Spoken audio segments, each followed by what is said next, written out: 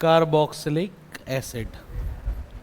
ठीक, अच्छा अब कार्बोक्सिलिक एसिड में हम लोगों ने बिल्कुल इस चैप्टर के स्टार्टिंग में ही देखा था कार्बोक्सिलिक एसिड भी क्या है, ये भी एक तरीके के कार्बोनिल कंपाउंड्स ही हैं।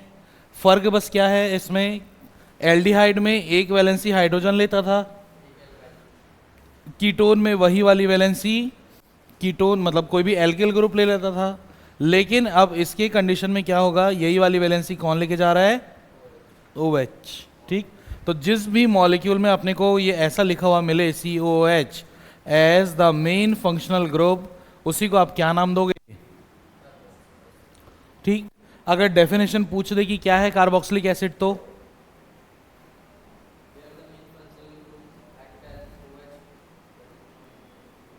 लिखिए। हाँ, लेकिन उसी को कैसे बताओगे आप ये, हाँ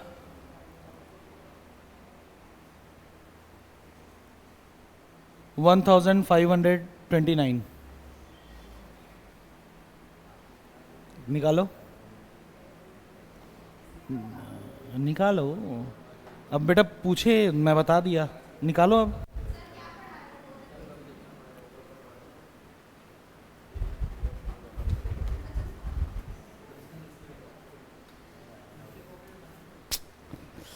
हे राम,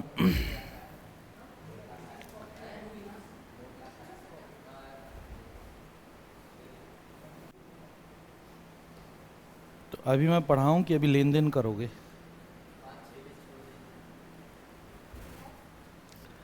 ठीक, कार्बोक्सिलिक एसिड किसको बोलोगे आप, लिख लो, the carboxylic derivative of hydrocarbons.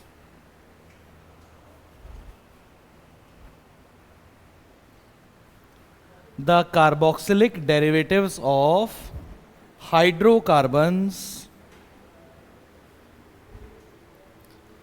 are called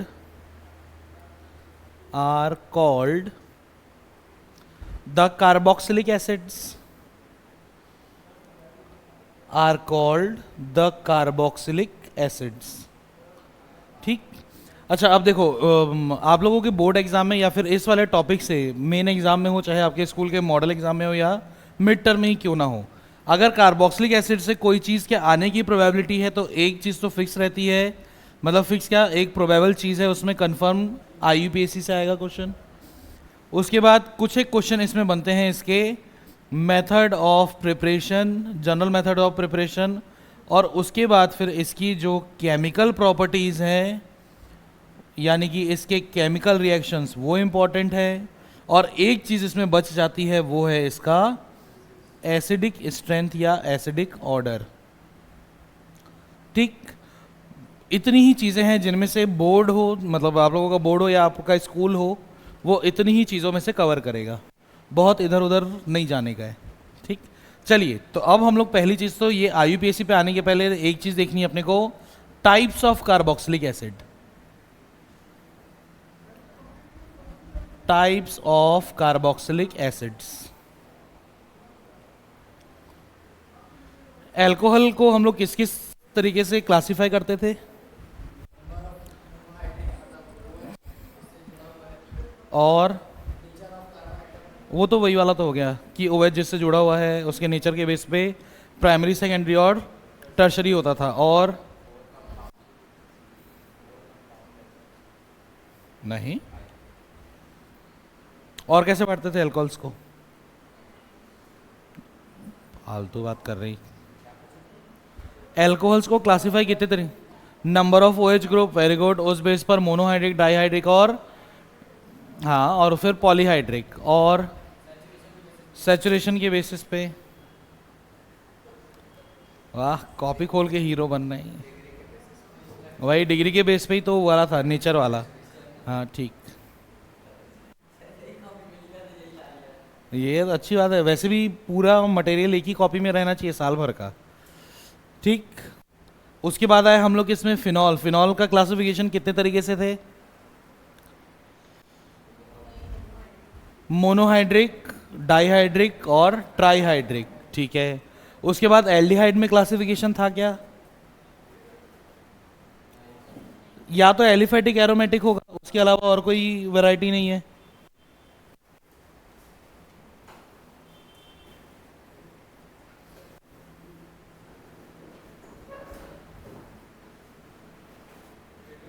कहाँ हवा खाते आ रहे हैं आप लोग?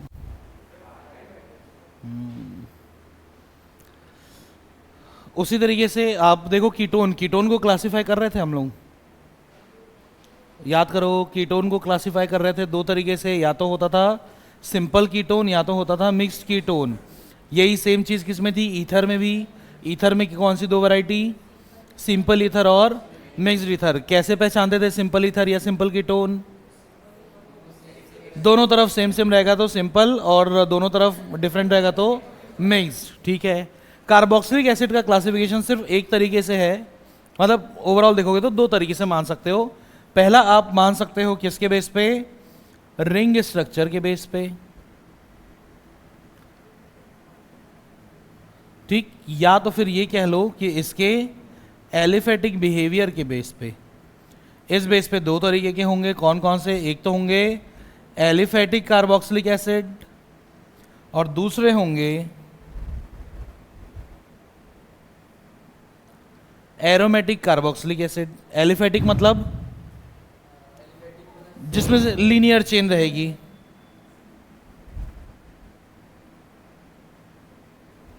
जैसे कि CH3CH2 COOH, जैसे कि CH3COOH, क्या है ये? एसिटिक एसिड या इथेनोइक एसिड, जो आपके घर में विनेगर के नाम से खरीद के रखा हुआ है। और एरोमेटिक का एक बहुत बढ़िया एग्जांपल बेंजोइक एसिड। ठीक। दूसरा क्लासिफिकेशन इसका ये बहुत इंपॉर्टेंट है, क्योंकि अपने को केमिकल प्रॉपर्टीज में और आगे भी यही वाला क्लासिफिकेशन काम आने वाला है। अगला क्लासिफिकेशन है on the basis of number of COOH group. इसके बेस पर आपके पास दो तरीके से बांट सकते हो आप, चलो तीन तरीके मान लो। पहला हो सकता है basic monobasic carboxylic acid,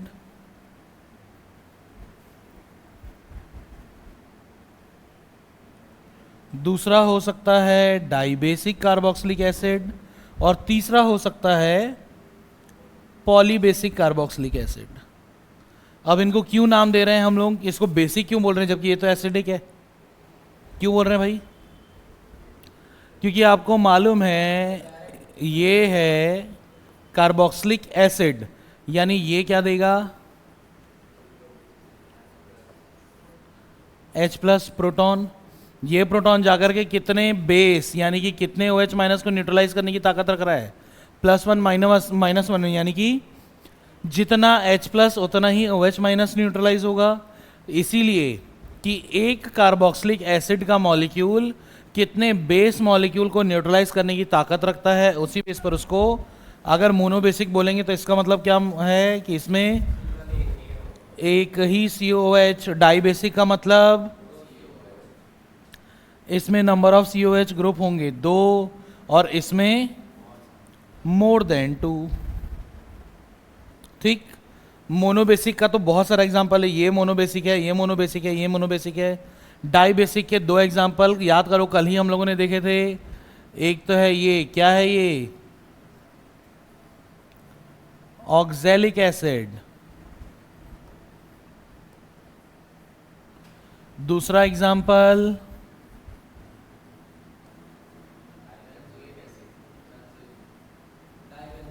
shut up,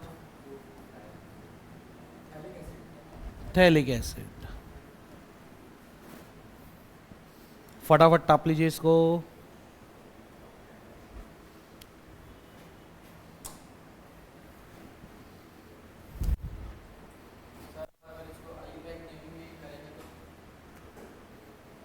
benzene 1,2 dioic acid, dioic acid. इसका नाम इथेन 1,2 डाइओइक एसिड। कार्बोक्सिलिक के लिए हम लोग क्या लगाते हैं? ओइक एसिड लगाते हैं ना।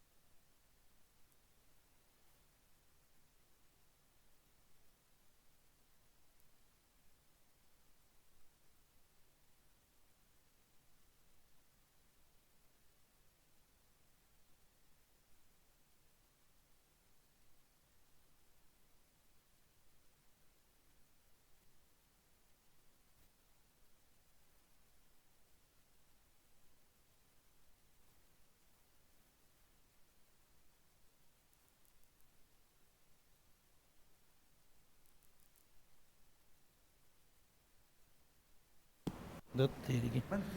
इन लोगों से बात करने के लिए अभी थोड़ी देर पहले से।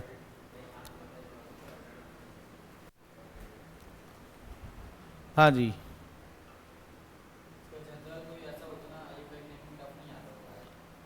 हाँ, जनरल आईयूपीएससी जो है इसका ऐसे ही रहता है जो आप लोगों ने 11th में पढ़ा है। अब कंडीशन क्या है कि आईयूपीएससी जो है ये लमसम ठीक है। अब बचा क्या, general method of preparation, acidic order और chemical reaction.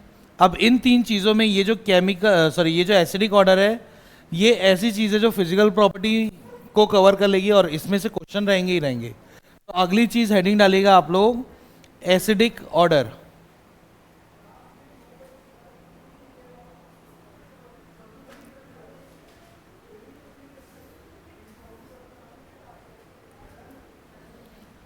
Acidic order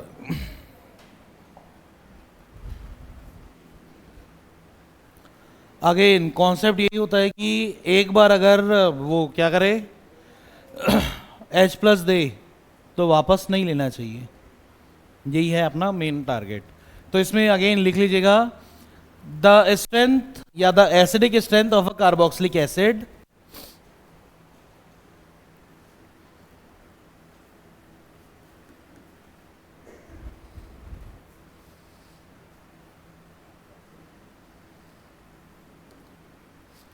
the acidic strength of a carboxylic acid does not depend on the ease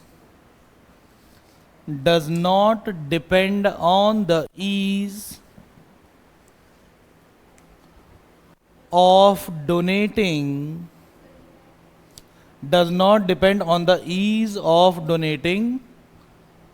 lone pair of electrons, does not depend on the ease of donating protons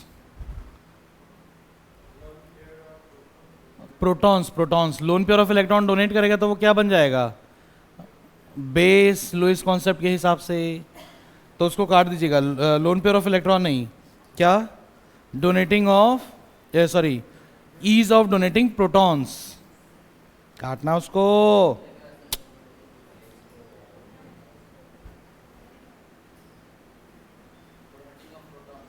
of भी काटो।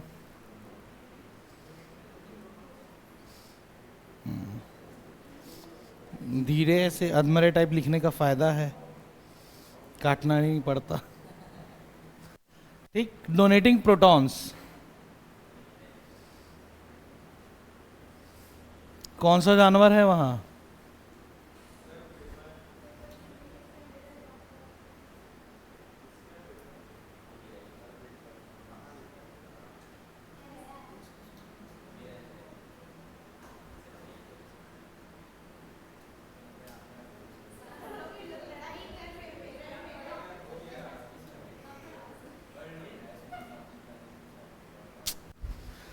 गजब ही कर देते हो भाई तुम लोग। हाँ, क्या लिखा, the acidic strength of a carboxylic acid does not depend on the ease of donating protons, comma rather जो रैदर पढ़ते होंगे वो रैदर, ठीक, rather the given proton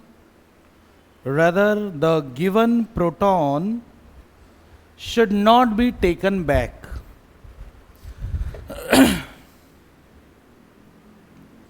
should not be taken back, ठीक, क्या,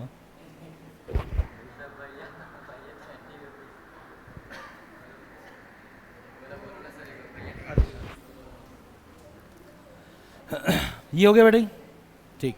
अब इसमें कहानी क्या है, इसमें बहुत इंपॉर्टेंट एक क्वेश्चन आता है कि compare the acidic strength of acetic acid, monochloro acetic acid,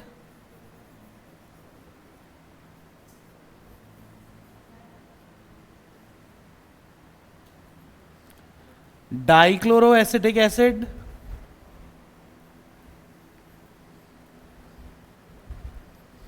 और ट्राइक्लोरो एसिटिक एसिड।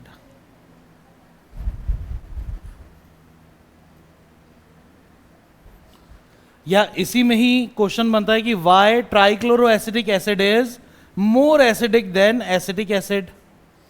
ठीक, सिमिलरली इसमें मतलब कॉन्सेप्ट ये भी बनता है कि ये जो आपके पास रखा हुआ है कौन, बेंजोइक एसिड, ये भी बहुत वीक एसिड है, क्यों? तो ये 3-4 क्वेश्चन जो है वो इस एसिडिक ऑर्डर में से, मतलब एनसीईआरटी मतलब सीबीएसई का बहुत फेमस क्या बोलना चाहिए, बहुत फेवरेट पार्ट है जो इसमें से वो पूछ लेता है। चलिए अब देखते हैं पहले एसिडिक एसिड का फॉर्मूला क्या है। इसका फॉर्मूला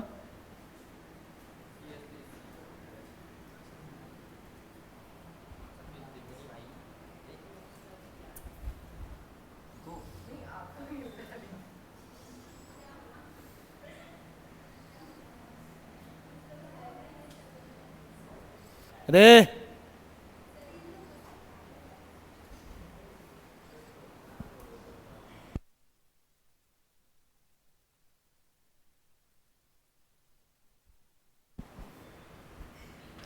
ये जो मॉलिक्यूल बनाया बेटा ये क्या है,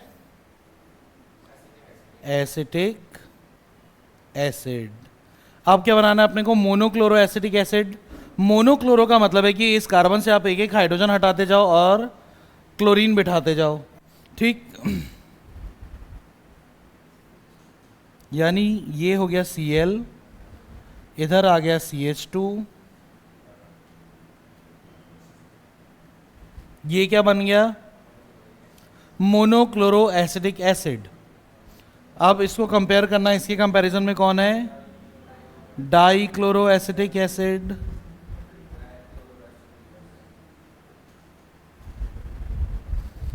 ठीक, और तीसरी चीज, ओ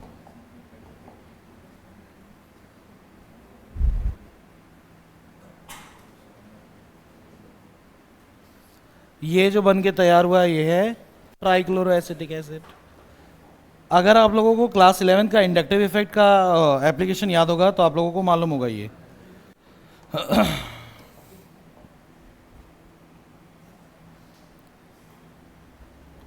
CH3 ग्रुप का क्या लगेगा, डन। और उस प्लस आई के कारण जो इलेक्ट्रॉन इसके पास धकेला गया, तो अब यहां से ये जो H प्लस एक बार छोड़ के गया, रुकना भाई,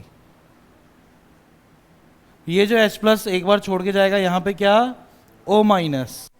अब ये नेगेटिव चार्ज यहां से जो इलेक्ट्रॉन पुश हो रहे हैं उसके कारण क्या होगा, यहीं पे ही रहेगा, डन। यानी ये नेगेटिव चार्ज कहीं जा ही नहीं पा रहा। इसका मतलब ये कि ये H प्लस जो गया है वो एक बार गया तो वापस आकर के जुड़ेगा। ठीक, यानी कि जितनी आसानी से ब्रेकअप उतनी ही आसानी से पैचअप। ठीक, और ब्रेकअप पैचअप के चक्कर में कोई वैल्यू ही नहीं बेचारे की। ठीक, चलिए अब इसमें लेकिन कहानी बिगड़ गई। ये जो क्लोरीन आ गया है ये है कैसा, नेगेटिव आई वाला, और माइनस आई होने के कारण अब ये क्या करेगा कि ये जो एक बार H प्लस जाएगा यहां पर O माइनस छोड़ के, अब इसने तो इलेक्ट्रॉन खींच लिया, इलेक्ट्रॉन खींचने के कारण यहां पर बहुत बढ़िया डेवलप होगा कौन, डेल्टा पॉजिटिव। और डेल्टा पॉजिटिव इस नेगेटिव चार्ज को कहीं ना कहीं अपने पास एडजस्ट कर सकता है। यानी कि इस कंडीशन में एक बार H प्लस अगर गया तो उसके वापस आने की प्रोबेबिलिटी बहुत कम, मतलब कम हो गई है। इसकी कंडीशन में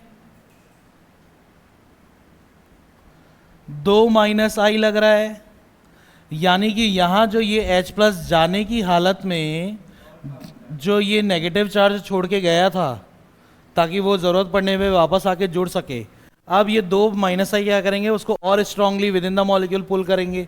ठीक, यानी यहां पर जब ये H प्लस वापस आने की सोचेगा तब और नहीं आ पाएगा। और इसकी कंडीशन में तो ये जो H प्लस गया, अब इसको सहारा देने के लिए बस समझदार हो, यानी कि एक बार जो H प्लस गया अब वो वापस नहीं आ पाएगा। ठुकरा के मेरा प्यार मेरा इंतकाम देखेगी, वही वाली कहानी चल रही है। ठीक। अब अगर ऐसी ही बात है तो आप थोड़ा सा अपना दिमाग लगा के बताइए कि ये जो मॉलिक्यूल बना है इधर, ये हम लोग पढ़ भी चुके हैं, याद आ रहा है कुछ? यहाँ जो ये H प्लस जाएगा, यहाँ ये O माइनस छोड़ के यहाँ पे क्या तैयार हो गया अब? रेजोनेंस। ये गया इधर, ये गया इधर, यानी अब ये जब H प्लस आएगा वापस इसके पास, तब ये नेगेटिव चार्ज तो घूम रहा होगा, ठीक। यानी उसके कंडीशन में तो और आने की प्रोबेबिलिटी नहीं, जाती है तो जा वाली हालत है, ठीक। तो अब बताओ इन चारों पांचों मॉलिक्यूल्स में सबसे ज्यादा एसिडिक कौन है? चारों पांचों मॉलिक्यूल में सबसे ज्यादा एसिडिक ये, उसके बाद फिर फिर और सबसे कम, और इससे भी कम कौन होगा?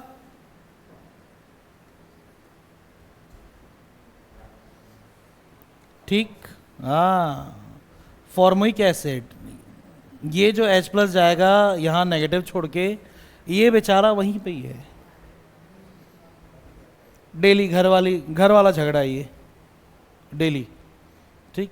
छोड़ के ना बस, कोई कहीं छोड़ के जा ही नहीं पा रहा। आ गया समझ में? दोनों अब ये पति पत्नी हो गए हैं, ठीक। झगड़ेंगे भी लेकिन साथ में ही रहना है। नहीं, ये मान के चलो कि ये मम्मी पापा है, डेली झगड़ते हैं, हाँ, और उसके बाद फिर कॉम्प्रोमाइज करते हैं।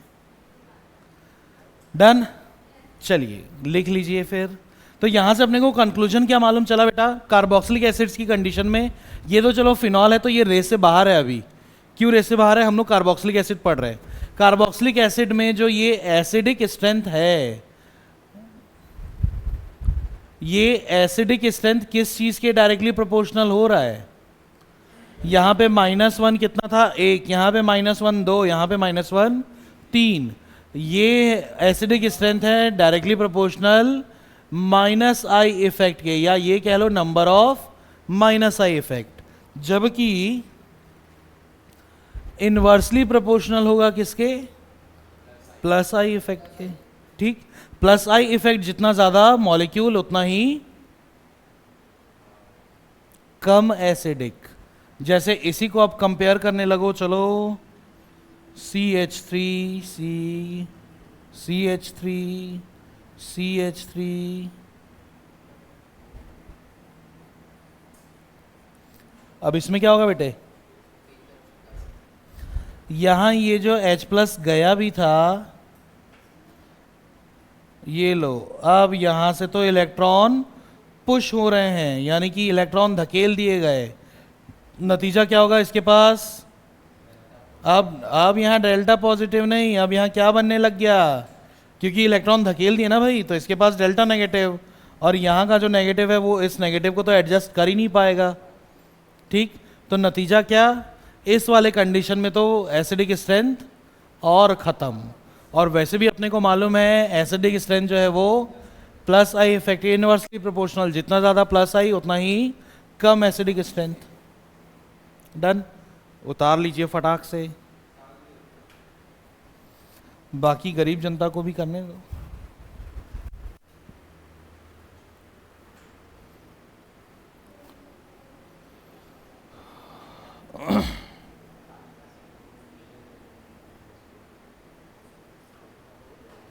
क्या हुआ?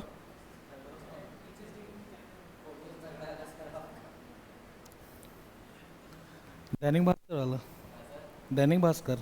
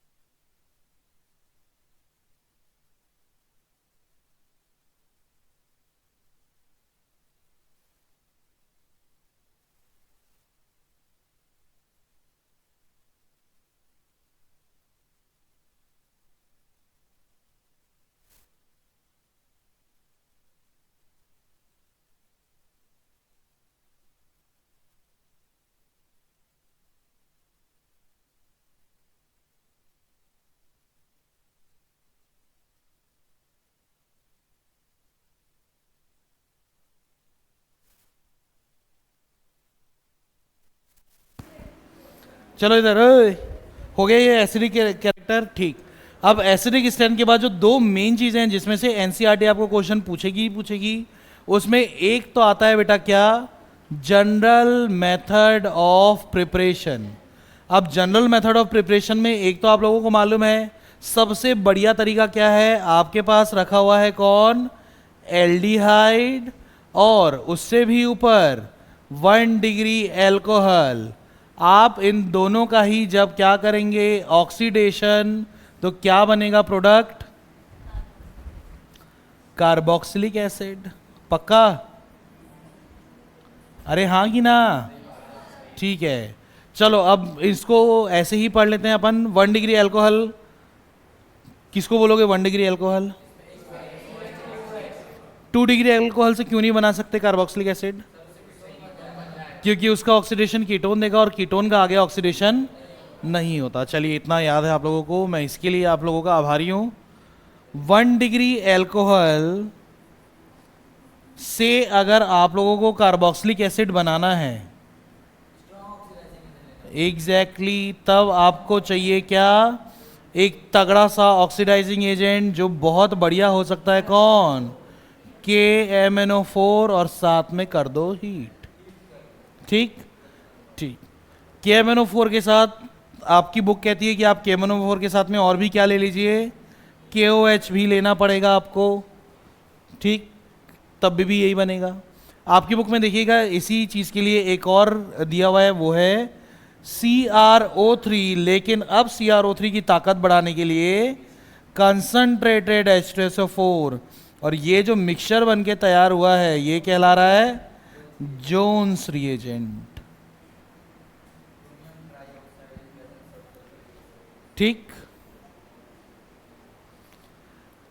एग्जाम में और ऐसे भी बनाते टाइम आपको ध्यान क्या रखना है, एल्कोहल में जितने नंबर ऑफ कार्बन है उतने ही नंबर ऑफ कार्बन उधर चाहिए। डन। चलो एक काम करो, इसमें से बना करके दिखाओ आप प्रोपेनोइक एसिड।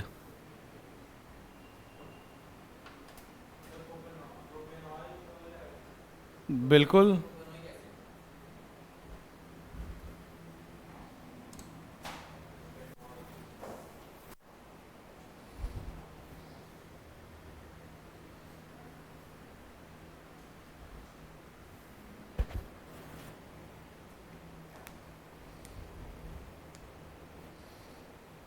ये अल्कोहल है,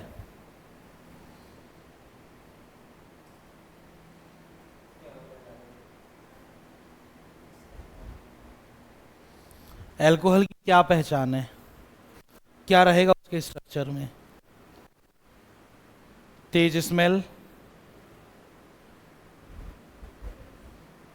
कड़वा टेस्ट। अरे OH तो बना भाई।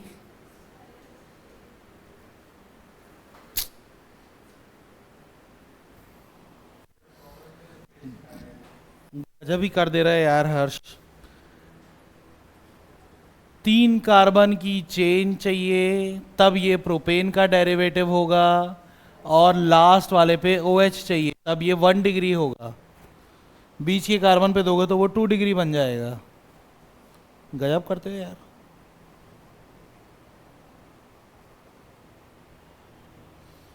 वो नहीं बताएगा, तुम बनाओ अपने से, जल्दी कर।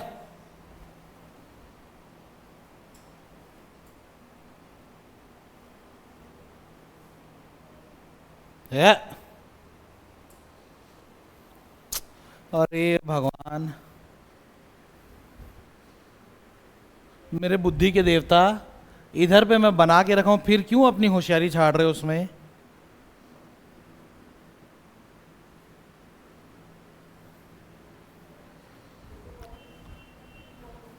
जब इसका ऑक्सीडेशन कराएंगे आप किससे,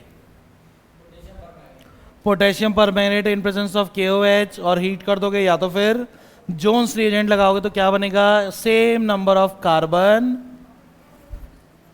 ये लो 3 कार्बन उधर थे, 3 कार्बन इधर हो गए। अब लास्ट वाले कार्बन को आपको क्या बना देना है, कार्बोक्सिलिक, यानी इसको हाइड्रोजन देने के बजाय आप क्या कर दो, COH दे दो।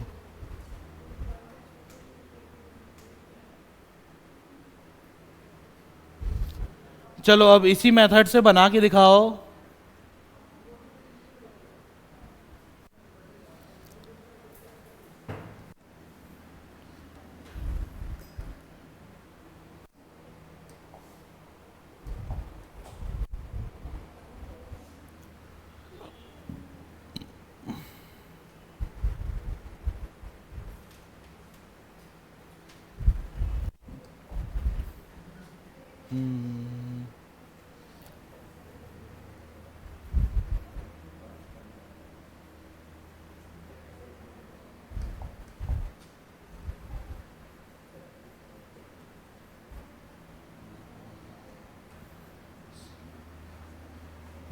एक दो तीन चार पाँच, C5, तीन तीन छः, एक सात दो नौ,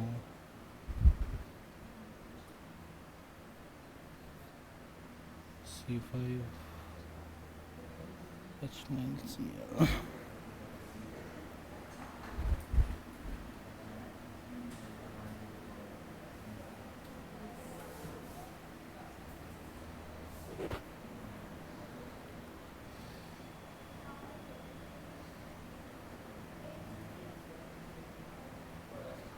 छः तीन नौ दो 11।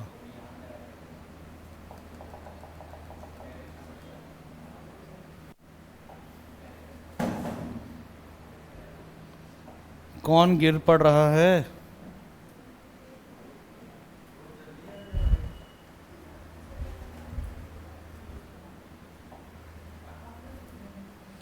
H9 11 forms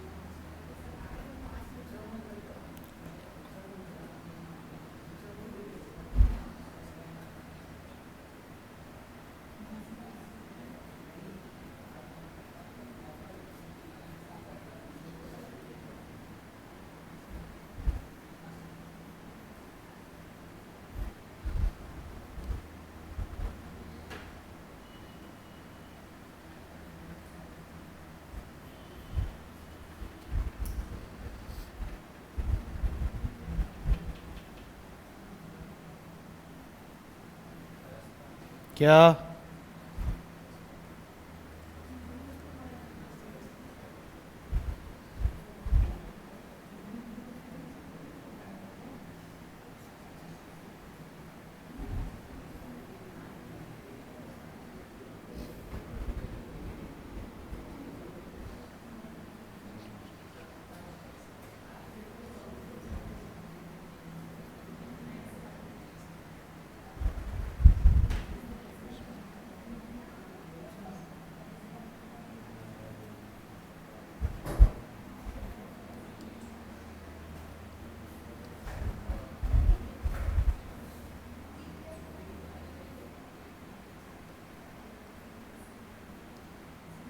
ये लो।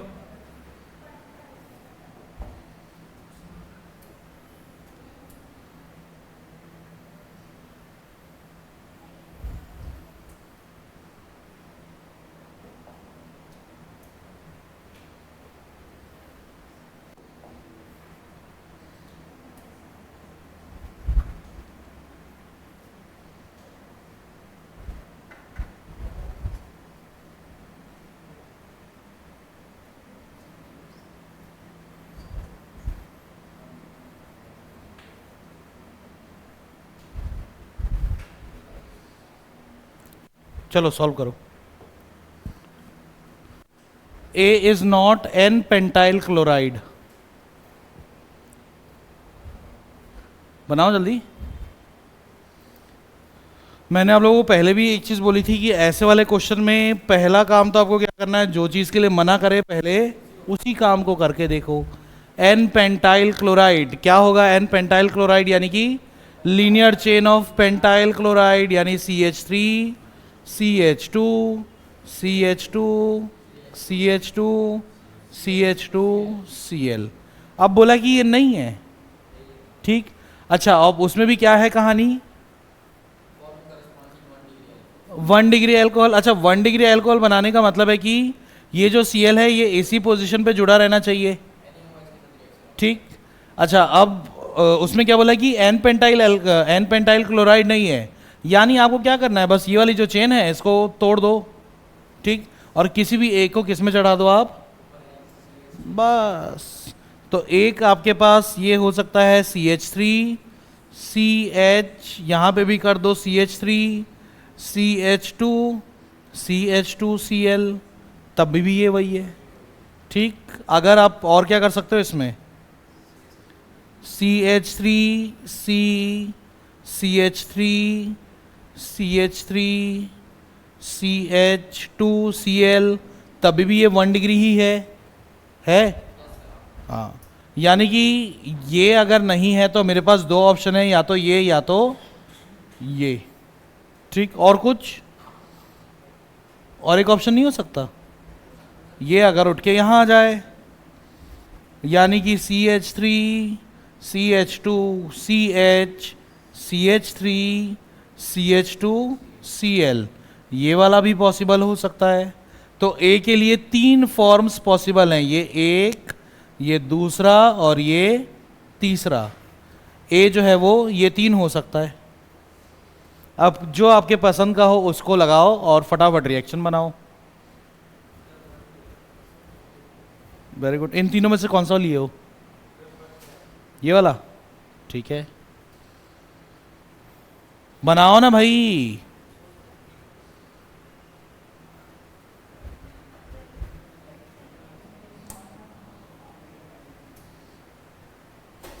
जल्दी बनाइए, जल्दी बनाइए।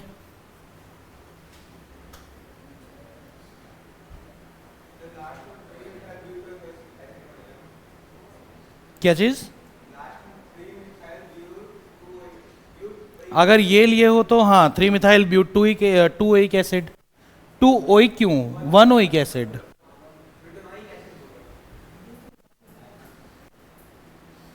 दिमाग में बिठा लो भाई, इस साल कॉम्पिटेंसी वाले क्वेश्चन का परसेंटेज बढ़ रहा है, आप लोगों को मालूम होगा। तो कॉम्पिटेंसी क्वेश्चन अगर बढ़ेगा तो ऐसे वाले क्वेश्चन आने की प्रोबेबिलिटी ऑर्गेनिक से बहुत बनती है, ठीक। और आप लोगों को देख ही रहे हो, बहुत ज़्यादा टफ नहीं होता, ये हल्का दिमाग लगाना है और ये सटाक से सॉल्व होते हैं। पहला काम तो यही करना रहता है कि जो चीज़ नहीं होगी पहले उसी को करके देखो, उससे आइडिया मिल जाता है कि क्या क्या हो सकता है।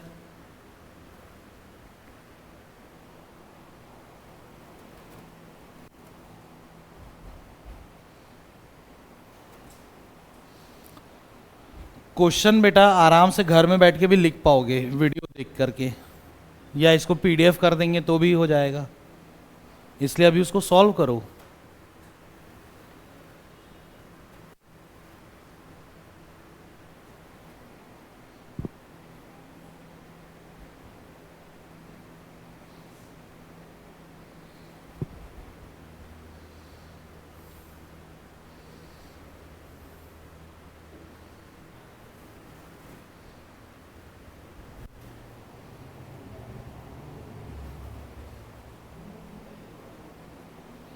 एरो के ऊपर क्या लिखोगे,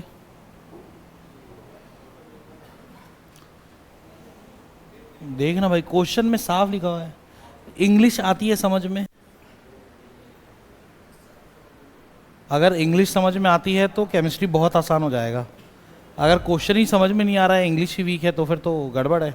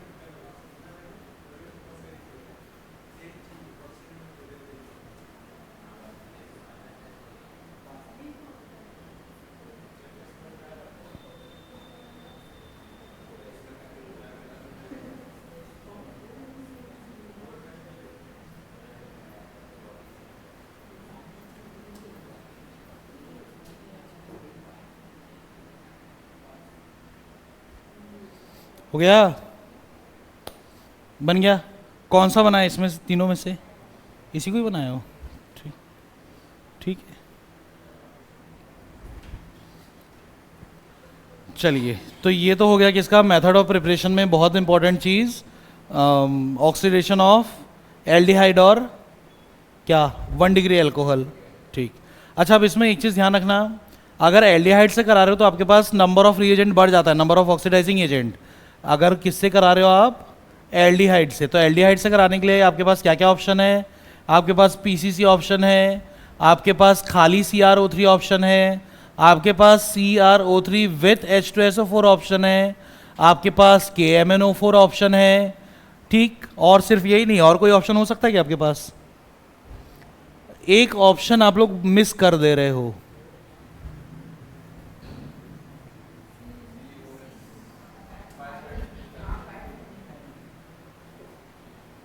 ठीक, इतने ऑप्शन आपके पास है, एल्डिहाइड पे चढ़ाओगे तो वो कार्बोक्सिलिक एसिड बना के देगा। ठीक। अच्छा, कार्बोक्सिलिक एसिड वाटर सॉल्युबल होगा कि नहीं होगा? कैसे पहचानते हैं? मैंने ये लिखवाया है भाई, कई बार तुम लोग ऐसा हरकत करते हो ना, मैं चिढ़ मच जाता है मुझे। ये क्या है? Carboxylic group. किसी भी मॉलिक्यूल का वाटर में डिसॉल्व होना नहीं होना कौन डिसाइड करता है? Intermolecular hydrogen bonding. और आपको दिख ही रहा है कि इसमें ये वाला ऑक्सीजन ये अवेलेबल है H2O के साथ इंटरमॉलिक्यूलर हाइड्रोजन बॉन्डिंग करने, और ये वाला ऑक्सीजन भी अवेलेबल है H2O के साथ इंटरमॉलिक्यूलर हाइड्रोजन बॉन्डिंग करने। यानी वाटर में तो सॉल्युबल होगा, लेकिन उसकी सॉल्युबिलिटी फिर कब डिक्रीज होने लगेगी? जब इधर का ग्रुप बल्कि बल्कि बल्कि होता जाए, जो हम लोग पहले भी देख चुके हैं।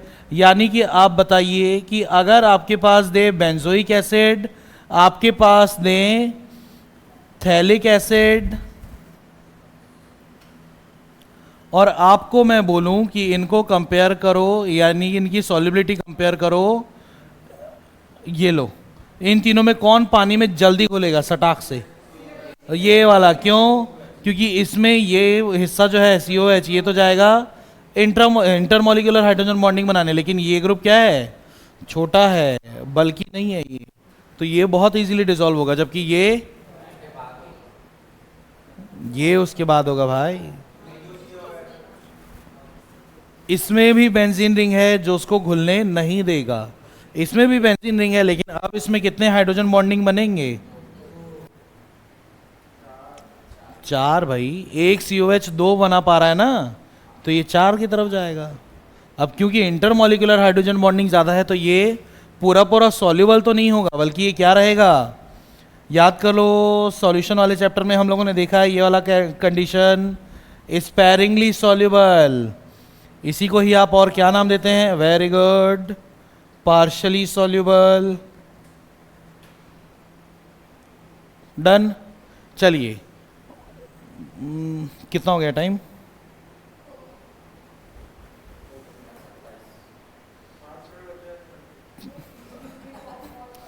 ठीक है, इससे आगे की कहानी नेक्स्ट क्लास में करते हैं। वेडनेसडे को ये चैप्टर खत्म है ना?